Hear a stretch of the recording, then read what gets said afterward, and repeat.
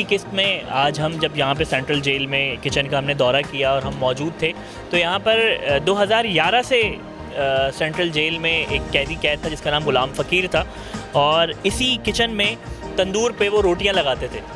और आज पता चला कि आज उनकी रिहाई का जो है वो परवाना सिंध हाई कोर्ट ने जारी किया है, जिस पर हैरानकुन बात ये नहीं कि सिंध हाई कोर्ट ने उनकी रिहाई का परवाना जारी किया है, बल्कि हैरानकुन बात ये है कि उस कैदी की आंखों में जाते हुए कुछ नमी, सेंट्रल जेल से वापस जाते हुए घर जाते हुए वो नमी इस सूरत में घर वालों की याद की शायद हो ना हो, यकीनी तौर पे होगी, मगर उन रवैयों का और उन स्टाफ की मेहनत और मोहब्बत का है जो उसको 63,000 रुपये में जो उसकी मजदूरी है वो भी उसके हाथ में दे के रवाना कर रहे हैं।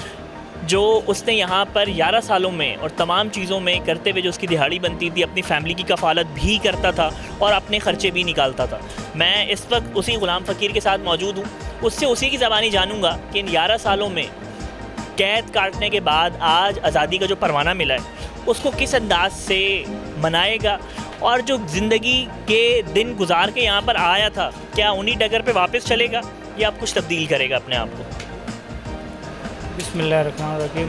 पहले तो बहुत खुशी है कि इतना हमारे को स्टाफ अच्छा मिला, बहुत हमारी देखभाल करी, हमारे को जो भी परेशानी होती थी, हमारे को जो भी मसला मसाइल होता था हम इनको स्टाफ को बोलते थे। एहसान साहब हो गए, सेतु साहब हो गए, ये यासीन लाला हो गए, बहुत ख्याल रखा हम लोगों का। कोई भी परेशानी मसला मसाइल होता था हमारा साथ देते थे। ये नहीं कि हमारे को पीछे छोड़ दिया या ऐसे बेपरवाह लवारिस की तरह छोड़ दिया। मानते हैं कि घर वालों से बहुत दूर थे, उदास भी थे, दिल भी बड़ा उदास होता था, लेकिन याद तो आते हैं ना घर वाले बहुत, इस वजह से बस क्या बोलना चाहूँ। अच्छा, एक बात मुझे ये बताओ कि जब हाई कोर्ट से पता चला कि आज ज़मानत पे जो है वो रिहा हो रहे हो, अब वापस नहीं जाना, तो घर वालों को सबसे पहले इसकी इतला किसको दी है? अपने घर वालों को दिए। वालदा हमारी उधर आई हुई थी कोर्ट में, हमने उनको बताया कि बरी हो गए, बहुत सारे खुश हुए हैं, हम भी खुश हुए हैं। अल्लाह ताला का शुक्र अदा किया है कि अल्लाह ताला ने जो किया है हमारे लिए बेहतर किया है और अच्छा किया है, बस अल्लाह ताला का रहम है हमारे ऊपर। बिल्कुल, इस वक्त जो है ये एक रियल फीलिंग्स थी, कोई स्क्रिप्टेड अल्फाज नहीं थे, ना गुलाम फ़कीर के और ना शायद मेरे। वाकई आज़ादी बहुत बड़ी नेमत है। हमारा अपनी नाजरीन से भी यही गुजारिश है कि जो बहाल रियल ज़िंदगी में लाइफ गुजार रहे हैं, खुदारा ऐसे काम ना करें कि आपकी ज़िंदगी का एक बेशतर हिस्सा जो है वो कैद की सूरत में निकल जाए और सिर्फ पछतावे के आपके पास कुछ भी बाकी ना रहे।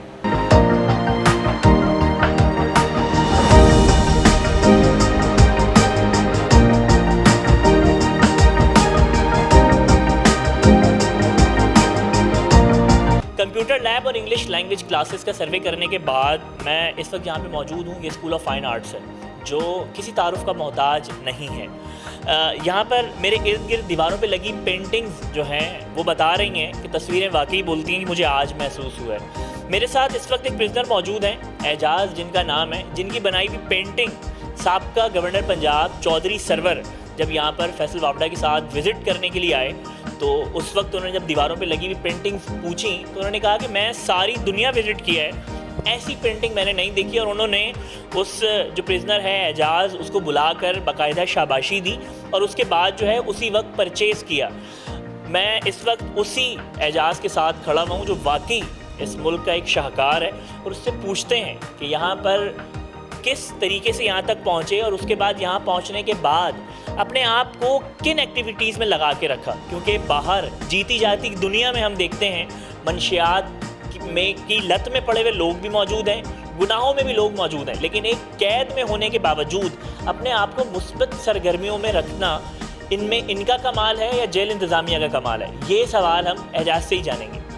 पेंटिंग आपकी बड़ी अचीवमेंट कि बाकायदा गवर्नर साहब आए, विज़िट किया, शाबाशी दी, तस्वीरें बोलती हैं, ख़ुद खामोश रहते हैं, तस्वीरों के ज़रिए बोलते हैं। क्या बोलते हैं वो हमें भी बताएं। सर, जब मैं यहाँ पर आया तो मेरा एक अलग माइंड था, अलग था, क्रिमिनल हिसाब से माइंड था। फिर मैं यहाँ पर जेल आया, फिर मैं यहाँ पर फ़ाइन आर्ट स्कूल के अंदर जब मैंने दाखिला लिया तो एक अलग मैंने ये दुनिया देखी यहाँ पर। तो फिर मैंने यहाँ पर काम सीखने की कोशिश की, तो फिर मैंने एमराइटी क्लास में यहाँ पर दाखिला लिया, अपना काम करा। फिर मुझे उसके बाद पेंटिंग का भी शौक़ हुआ, मैंने अपने सीनियरों से इजाज़त ली, पेंटिंग का काम करा। फिर उसके बाद मैंने पेंटिंग और एमराइटी दोनों मिक्सिंग करके काम करा। तो अब जो मेरा माइंड है वो बिल्कुल एक अलग है, कोई क्रिमिनल नहीं, कुछ भी नहीं। अब मैं इस काम में आया हूँ यहाँ पर। अब मैं यही चाहता हूँ कि बाहर भी मैं यही काम करूँ। मैं यहाँ पर तकरीबन 35 मेरे स्टूडेंट हैं यहाँ पर, और वो भी यही काम कर रहे हैं, जिसमें से कुछ रिलीज़ हो गए और बाहर भी वो यही काम कर रहे हैं एम्ब्रॉयडरी का, पेंटिंग का। अच्छा, यहाँ मुझे एजाज से बात करते हुए एक बात याद आई कि बाहर बेरोज़गारी का रोना रोने वाले, और बाहर वो लोग जो मेरे ख़्याल से MBA और मास्टर्स की डिग्रीज़ लेने के बाद भी बेरोज़गार हैं। सिर्फ माइंड सेट को अगर आप मुस्बत रखें तो आप मेरे ख़्याल से कैद खाने में भी काम करने वाली मिसालें हमारे पास मौजूद हैं। ये शख्स जो मेरे साथ खड़ा हुआ है बेसिकली कैद में मौजूद हैं, लेकिन इस वक्त यहाँ इनके 35 स्टूडेंट्स हैं। मुझे ख़ुद इनके साथ खड़े होते हुए जो है ना एक वाकई प्राउड फील हो रहा है कि वाकई हमारे पास ऐसी मिसालें मौजूद हैं। ये दीवारों पे लगे हुए काम किसी जो है वो अमीर कबीर अयाश बाप की औलादों के नहीं हैं।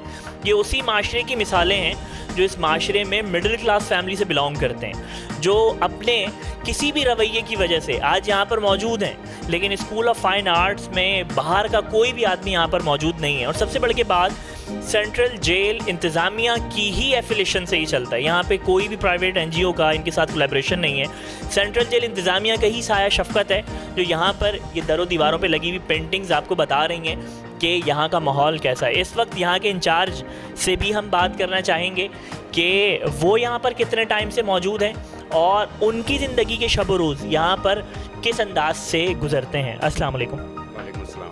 सर, कैसे इस तमाम चीज़ों को मैनेज करते हैं और कितने टाइम से यहाँ पर हैं, और इतनी ज़्यादा अचीवमेंट्स लास्ट टाइम 2000 जो स्टेट बैंक की तरफ से हुआ उसमें आपके लोगों ने बाकायदा पार्टिसिपेट किया और फर्स्ट और सेकंड पोजीशन भी ली, उसको बताएं, हमारे नाज़रीन को भी बताएं, हम जानना चाहते हैं। सर, मैं 14 साल से यहाँ पर हूँ। फ़ाइन आर्ट से मैं पिछले 4 साल से एफिलिएटेड हूँ। जब जेल इंतज़ामिया ने सैतो साहब हमारे जो सीनियर सुपरिटेंडेंट हैं उन्होंने मुझे कहा कि तुम पढ़े लिखे हो, जाओ वहाँ पर फ़ाइन आर्ट्स में ज्वाइन करो और देखो, तो यहाँ आया हूँ तो यहाँ की लाइफ फ़ाइन आर्ट की बिल्कुल ही चेंज है।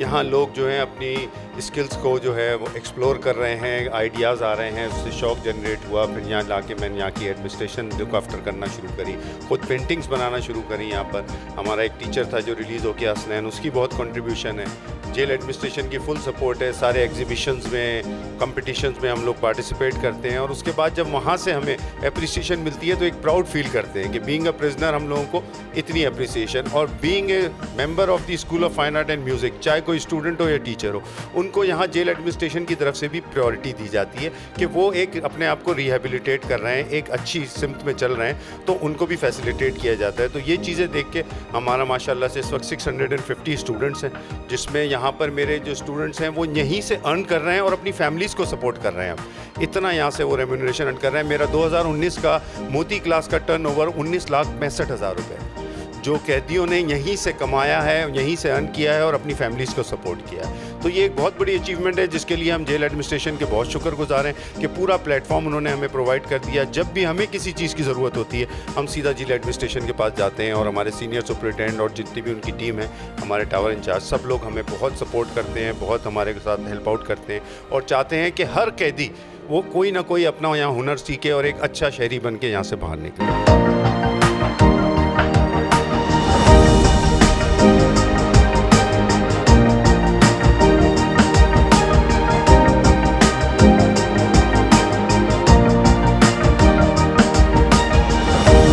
फाइन आर्ट्स के बाद उसी का एक ज़ेली जो आप ब्रांच कह लें, मोती का जहाँ पे काम होता है, मोती की कशीदाकारी जहाँ पर होती है, अब हम उस सेगमेंट में दाखिल हो रहे हैं और आपको दिखाते हैं कि यहाँ पर किस नफासत से जो है यहाँ पर काम होता है।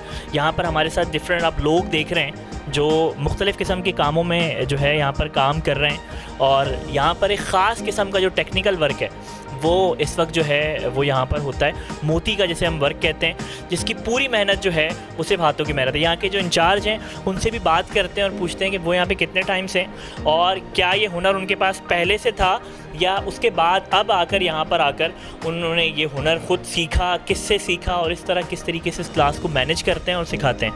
ये जो हमारा मोती क्लास का काम है ये सेंट्रल जेल कराची के अंदर 2008 से शुरू हुआ था। मंगन साहब ने ये काम शुरू किया था, उसके बाद से ये सैतो साहब ने ये जगह हमें बनाई और ये दी। जेल इंतज़ामिया ने यहाँ पे कैदियों के लिए ये सहूलत फराहम की है कि वो अपना यहाँ पे हुनर दिखाएं और जो उस हुनर से कमा सकते हैं ताकि वो अपनी सपोर्ट भी करें, अपना ख़र्चा भी उठाएं और वो अपने घर वालों का भी ख़र्चा उठाएं। तो हमारी मोती क्लास के अंदर इस वक्त जो मौजूदा स्टूडेंट्स की तादाद है वो 350 से ज़्यादा है। 350 के करीब स्टूडेंट्स जो है वो हमारे पास काम कर रहे हैं, उसमें कारीगर बन गए। काम ये यहीं सीखते हैं, ये जेल की इन्वेंशन है और ये जेल का ही काम है। आपने काम भी देखा होगा, ये टोटली हैंडमेड काम है। मटेरियल से लेके बाकी सारी चीज़ें, सुपरविजन जो चल रही है वो हमारी जेल इंतज़ामिया की चल रही है। और उस हवाले से जब ये कैदी हमारे पास आता है, पहले हम उसको काम को सिखाते हैं, जब वो सीख जाता है तो वो उसी से अर्निंग शुरू कर देता है। जो भी वो कमाता है वो अपने घर वालों को सपोर्ट करता है, अपने लिए सपोर्ट करता है। इसमें ये सारे कारीगर आपने देखे हैं बैठे हुए काम कर रहे हैं, उनका मटेरियल भी आप देख चुके हैं जो काम हो रहा है हमारे पास। अच्छा, ये एक वाकई इंतहाई हैरानकुन बात है कि बाकायदा मेरे लिए फ़र्स्ट टाइम है कि बाकायदा कैद में बैठ के अपना ख़र्चा भी निकालते हैं और अपने घर वालों को भी अर्न करके देते हैं। ये उन लोगों के लिए बहुत ज़्यादा सबक आमेज़ बात है कि जो मुख्तलिफ़ किस्म की इल्लीगल एक्टिविटीज़ में हैं, जो टीनेजर्स हमारे मुख्तलिफ़ किस्म के मंशियात और नशों में पड़ गए हैं, कि अपने आप को किस तरीके से हेल्दी एक्टिविटीज़ में ढालें। ये लोग प्रिजनर्स हैं जो मेरे पीछे आप देख रहे हैं, लेकिन ये जिस हाथों को, जो हाथ बाहर रोशनी वाली दुनिया में इल्लीगल कामों में थे, आज इन कामों से इनका अपने लिए भी फ़ायदा है और इनके घर वालों के लिए भी फ़ायदा है, और सबसे बढ़ के इस माशरे के लिए फ़ायदेमंद शहरी हैं। अब म्यूज़िक क्लास में लेके चलेंगे, जहाँ पर हम आपको बताएंगे कि स्कूल ऑफ फाइन आर्ट्स के अलावा म्यूज़िक क्लासेस भी यहाँ पर होती हैं। तो आइए हमारे साथ चलिए।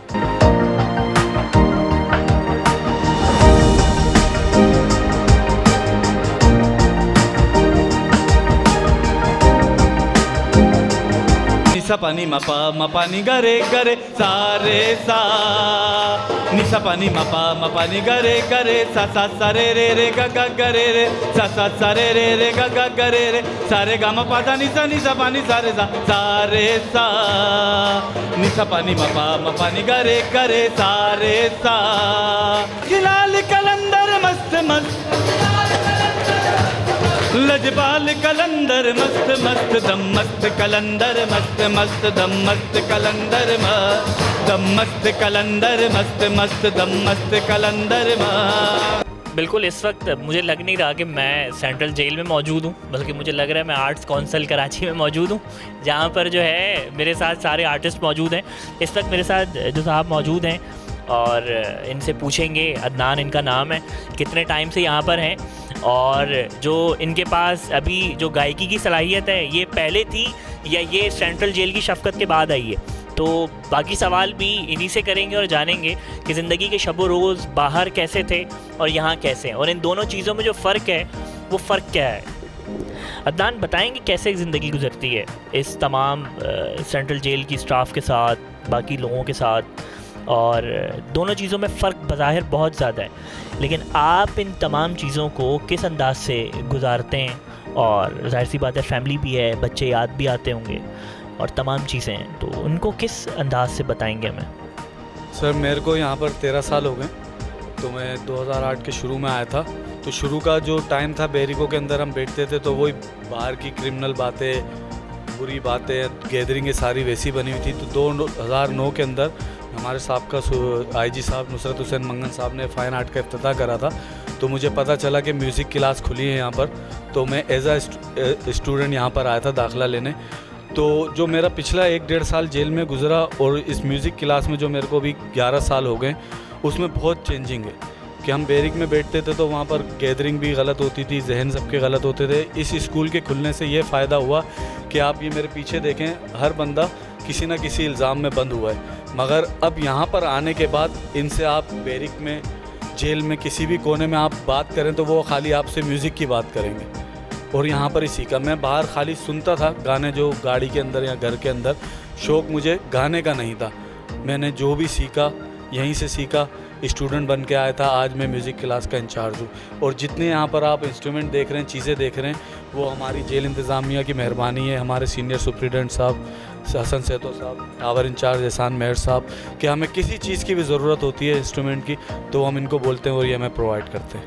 कि 20 साल सर्विस ऑपरेशन पुलिस में जिस बंदे ने गुजारे हों, और CIA, AVCC और ऐसे बहुत सारे पुलिस की डिफरेंट एजेंसीज़ के साथ जिस बंदे ने काम किया हो, वो आज स्कूल ऑफ फाइन आर्ट्स के एक शोबे का इंचार्ज है। ये सिर्फ मेरे लिए हैरानकुन बात नहीं है, बल्कि मेरे ख्याल से आप लोगों के लिए भी हैरानकुन बात होगी।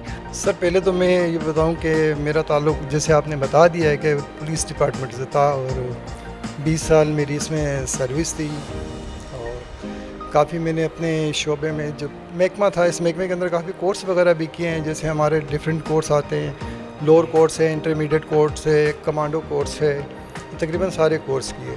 और इसके बाद मैं CIA में, ABCC में और दीगर दूसरी एजेंसियों में नौकरी करता रहा। तो जब मैं जेल में आया तो जेल का माहौल, क्योंकि हम तो बाहर से पकड़ कर लोगों को अंदर भेजते थे, लेकिन अंदर आके जब देखा तो डिफरेंट था बिल्कुल। तो इसके बाद यहाँ मुझे पता चला कि यहाँ कंप्यूटर क्लास भी है और फ़ाइन आर्ट भी है। तो मैंने कुछ अर्से पहले कंप्यूटर क्लास में काम किया, क्लासेस वगैरह वहाँ की, वहाँ एक एग्ज़ाम दिया, पास किया। उसके बाद फिर मुझे दिलचस्पी हुई फ़ाइन आर्ट के काम से, फिर फ़ाइन आर्ट की तरफ मैं आ गया। फ़ाइन आर्ट में बिल्कुल जैसे एक नया जूनियर्स आते हैं हमारे पास, जैसे हमारे यहाँ जूनियर्स की क्लास चल रही है, इसी तरीके से मैं यहाँ आ गया, काम सीखना शुरू कर दिया। काम सीखा, हमारे उस्ताद थे यहाँ, असनैन सर, समर सर, जो सीनियर्स थे हमसे, उन्होंने काफ़ी मेहनत की, हमें काम वगैरह सिखाया और आस्ते आस्ते इस तरह यह रूटीन चलती रही। फिर यहाँ मैं टीचर हो गया। टीचर के बाद हमारी एक ब्रांच बनाई गई रहीम वार्ड में, तकरीबन 3.5-4 साल बतौर टीचर में वहाँ अपने काम करता रहा। और जैसे न्यू स्टूडेंट हमारे आते रहे, हम उन्हें सिखाते रहे। कलर्स का काम था, कैनवस पे काम था, ये सब काम इन्हें सिखाया हम लोगों ने। और उसके बाद फिर यहाँ दोबारा मुझे मौका मिला यहाँ आने के लिए, क्योंकि ब्रांच तो हमारी मुख्तलिफ हैं, फ़ाइन आर्ट एक है। 20 साल सर्विस कंप्लीट करने में मेरे ख्याल से इंटेलिजेंस इदारों के साथ काम किया, ख़ुद उसका हिस्सा थे। एक माइंडसेट बिल्कुल चेंज था, लाइन ऑफ एक्शन चेंज थी, लाइन ऑफ कमांड चेंज थी। और उसके बाद मज़ीद बड़ी हैरानकुन बात यह है कि पेंटिंग्स जैसे शोबे के इंचार्ज हैं, जहाँ पर एक वक्त था कि जब जो है वो बात सिर्फ जो है मुजरिमान से बंदूक की ज़बान पे होती थी और कोर्ट की लैंग्वेज में होती थी, पुलिस की बॉडी लैंग्वेज में होती थी। लेकिन अब जो बात करने का और जो एहसास और ख़यालात करने का है, वो पेंटिंग्स के थ्रू बात होती है। बहुत अच्छी चीज़ है और मेरे ख़याल से एक बार फिर क्रेडिट जो है वो सेंट्रल जेल की पुलिस को ही जाता है, इंतज़ामिया को जाता है, सुप्रिंटेंडेंट जेल हसन सैतो साहब को जाता है और बाकी स्टाफ को जाता है कि जिनकी शफ़क़त, जिनकी मोहब्बत, अपनाइयत और अखलाकियात की वजह से यहाँ पर मुख्तलिफ़ मज़ाहिब के लोग मौजूद हैं, मुख्तलिफ़ अक़ीदे के लोग मौजूद हैं, मगर यहाँ पे हर इवेंट सेलिब्रेट होता है। हर जो है वो जो कोई भी इवेंट हो, चाहे वो त्यौहार हो, मजहबी त्यौहार हो, ईस्टर हो, होली हो, हर इवेंट यहाँ पर सेलिब्रेट होता है। और यहाँ पर बाहर की दुनिया में हम सिर्फ बात सुनते हैं कि हम तमाम लोग बराबर हैं और एक इंसाफ के पेज पर हैं, लेकिन उसकी हकीकत और अमली जो एप्लीकेशन है वो सेंट्रल जेल के अंदर हमें नज़र आ रही है।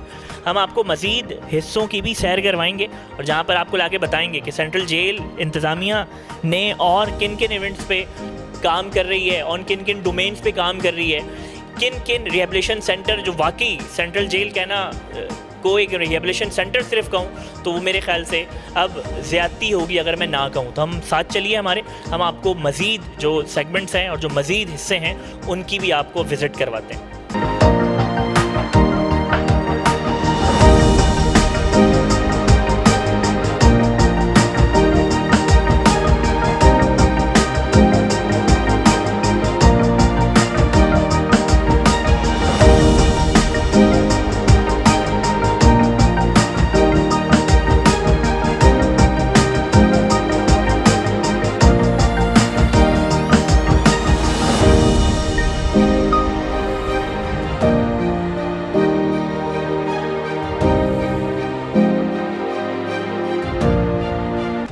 इस वक्त भी सेंट्रल जेल की ही प्रीमिसेस में मौजूद हूँ, मैं बाहर नहीं आया हूँ। मेरे पीछे जो जिम्नाजियम आप देख रहे हैं ये सेंट्रल जेल का ही हिस्सा है और इस वक्त मेरे इर्द गिर्द जो लोग एक्सरसाइज करने में मसरूफ़ हैं ये सारे प्रिजनर्स ही हैं। इस वक्त हैरानकुन बात ये है कि यहाँ पर ऐसे कैदी भी मौजूद हैं जिनको सज़ाए मौत हो चुकी है।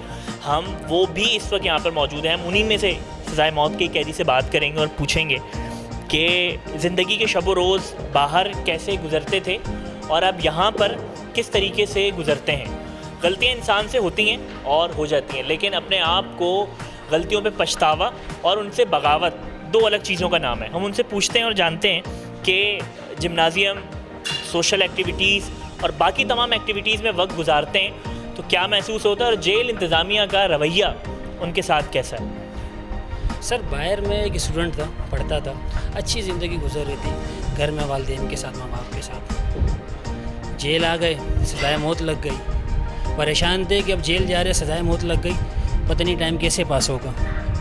जेल इंतज़ामिया के शुक्रगुज़ार हैं हम कि उन्होंने जेल के अंदर हमारे लिए ऐसी एक्टिविटीज़ रखी है कि जिससे जो है ना हमें पढ़ने को मिला, सीखने को मिला, जिम मिली, दीगर क्लासेस मिली, उससे हमें बहुत फ़ायदा हुआ।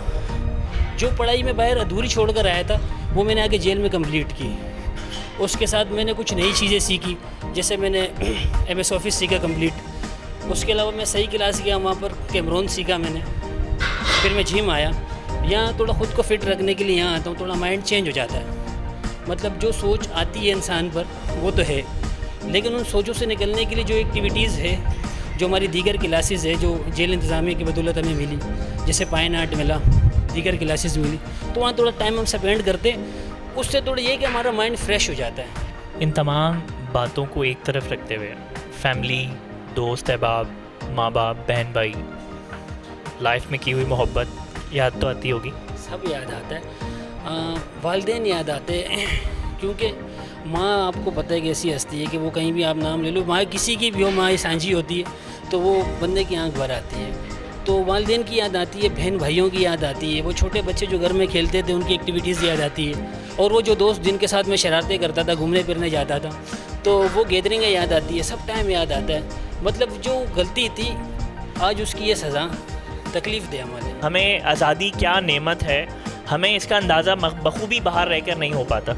मैं चाहता हूँ आप हमें C110 न्यूज़ के तवस्सुत से उन लोगों को मैसेज दें, चाहे वो किसी भी इलीगल एक्टिविटीज़ में हों, किसी भी चीज़ में इन्वॉल्व, उनको मैसेज दें कि यहाँ पछतावे से बेहतर है कि अपनी रियल लाइफ जो आज़ादी है उसमें ही अपने आप को संभाल लें और ऐसा कोई काम ना करें जो बाद में पछतावे का रोग बन जाए। इन लीगल एक्टिविटीज़ के हवाले से मैं इतना कहूँगा कि आजकल फ़िल्में देखकर जो नौजवान उनसे जो है ना मुतासिर हो रहे हैं ना, तो वो फ़िल्मों की हद तक ही सही है। रियल लाइफ के अंदर आप माँ बाप की हीरो बनो, आप उनकी खिदमत करो, आप उनकी बात मानो। देखो हमने नहीं मानी, खुदा की कसम आज पछतावा हो रहा है कि यार वालिद साहब कहते थे कि भाई इस टाइम घर आ जाया करो, तो हम आधा घंटा लेट, आज माँ खुदा उन चीज़ों का पछतावा होता है। तो आज़ादी एक बहुत बड़ी नेमत है, और उस नेमत को समझने के लिए इतना ही काफ़ी है कि हमें देख लो, हमारी जवानी यहाँ गुजर गई, 10 साल से हम इस जेल के अंदर पड़े, तो इससे बड़ी मिसाल कोई नहीं मिलेगी कि एक नौजवान जो 19 साल की उम्र में जेल आया, आज उसको 29 साल 30 साल होने गए और वो जेल में गया। मतलब जो ज़िंदगी के खुशहाल दिन थे, खूबसूरत तरीन दिन थे, वो हमने कहते तन्हाई में काटे। मेरे ख़्याल से आज़ादी की डेफिनेशन सज़ाए मौत के कैदी से ज़्यादा बढ़कर और कोई आदमी इस दुनिया में नहीं बता सकता। वो आदमी आपको जो मैसेज दे कि वाकई आज़ादी क्या नेमत है, तो हमें देखने और सुनने वाले ऐसे लोग जो वाकई ऐसी किसी एक्टिविटीज़ में, ऐसे किसी सोहबत में हैं, तो खुदारा अपने आप को ऐसी किसी एक्टिविटी का हिस्सा ना बनाएं।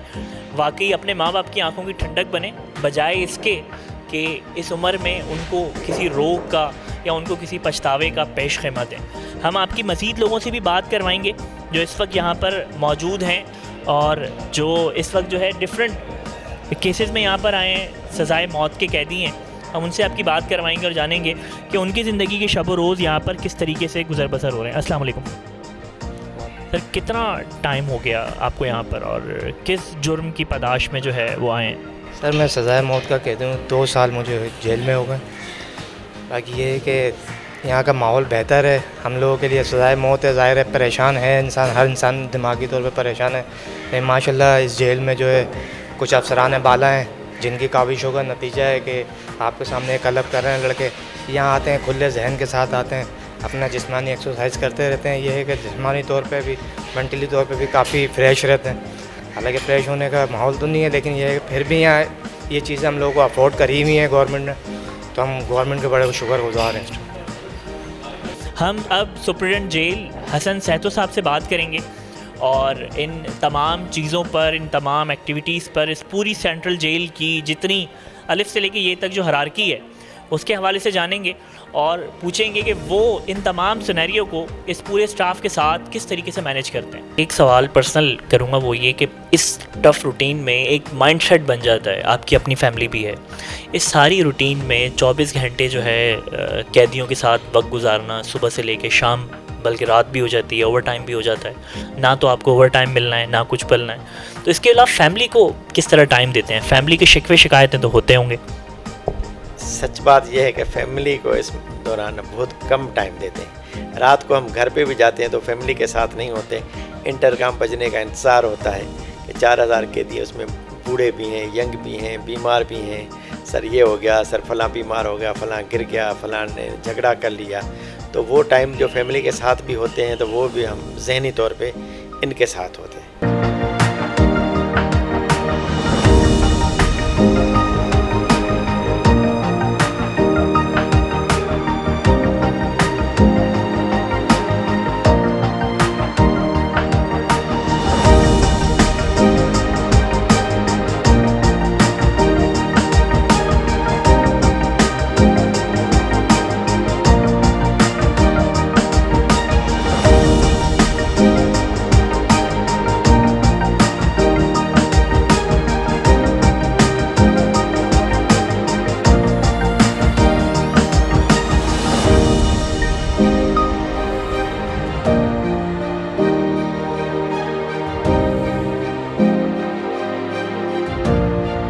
हमारा 2 रोज़ा सेंट्रल जेल कराची का तफसीली विज़िट जो है वो अपने अख्ताम को पहुंच चुका है। लेकिन यहाँ एक बात काबिल गौर वो ये है कि सेंट्रल जेल कराची 1899 में बनी थी। 100 साल से ज़ायद इस जेल के अरसे को गुजर चुका है।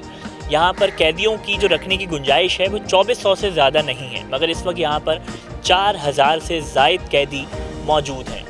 इसके साथ स्टाफ की भी जो क्वांटिटी है उसको नहीं बढ़ाया गया है। हमारी सिंध हुकूमत से गुजारिश है कि सब जेल्स को मज़ीद जो है वो सिंध में बढ़ाया जाए ताकि कैदियों की बेहतरीन तरीके से और नशोनुमा जो है उसको किया जा सके। इसी जुमले के साथ मुझे अपनी C110 न्यूज़ की पूरी टीम के हमरा नुमान कियानी को इजाज़त दें। फिर इंशाल्लाह एक नए मिशन के साथ आपकी खिदमत में हाजिर होंगे। तब तक के लिए अल्लाह निगहबान।